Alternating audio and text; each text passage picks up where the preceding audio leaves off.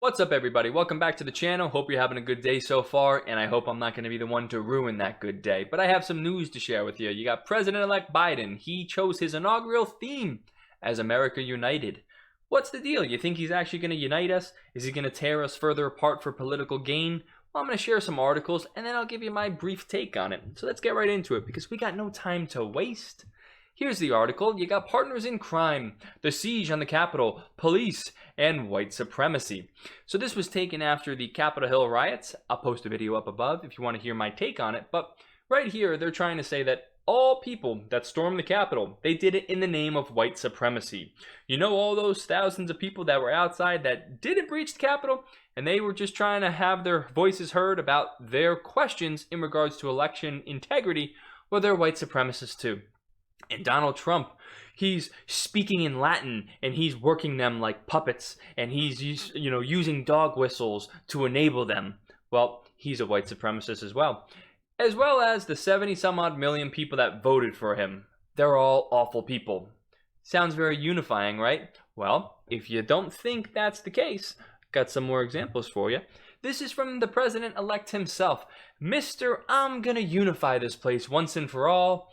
Well, he goes on to say that Trump is like a World War II propagandist that was aligned with the Socialist Party of Germany.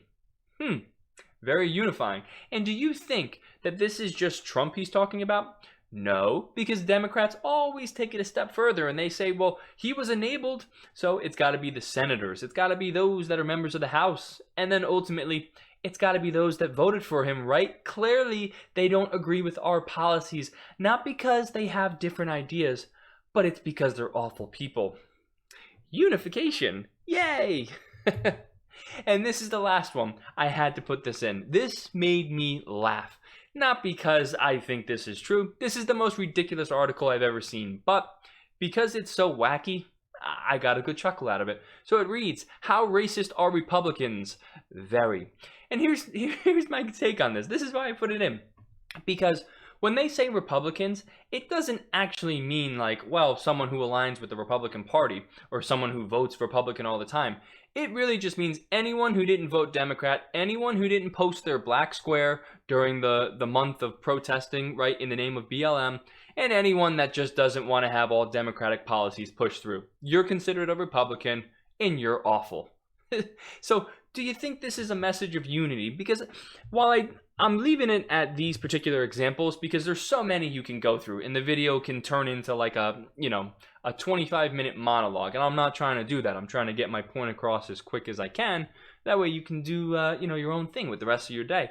But Democrats for the past 4 years have been saying how not only Trump, but Republicans themselves, they're the fascist party of the USA, right?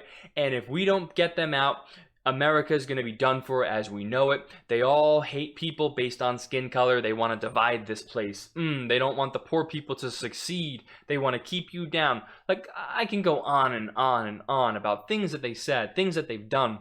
It's obviously not true. But when you tell a lie enough, and this I'm speaking like in regards to the Democrats themselves, when they tell a lie enough to their base repeats it, and then it becomes a truth amongst them.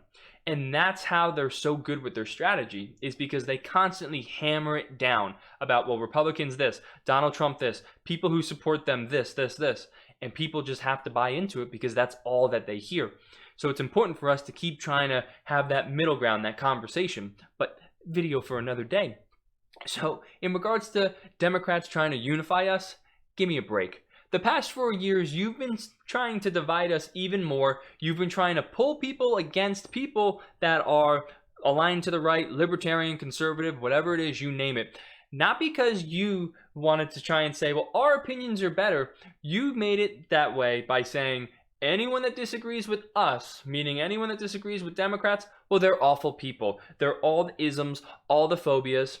So no, we're not going to unite with you now. We're just saying that so we can appear like we're moderates to those that don't really know how they feel about us right now. And that's kind of my general take, is this is just a bunch of smoke and mirrors. You actually think, after all that rhetoric, all that stuff they said these past 4 years, that they're suddenly now going to throw out the hand to you and say, it's time to come together? Oh, why? Now because you're in power? Pfft, get out of here. You want me to get on my knees and submit to you. The only way they're actually going to let you unify is if you roll over, do some tricks for them, and talk about how you sinned and how you need to convert your beliefs. That's it. Okay? So I'm not buying into any of this unified talk. Bunch of garbage. You let me know how you feel about it, though. I obviously have some strong opinions just because I've seen some pretty wild things unfold these past 4 years, but I want you to let me know. Do you think Democrats are genuine with their talks about unifying this country?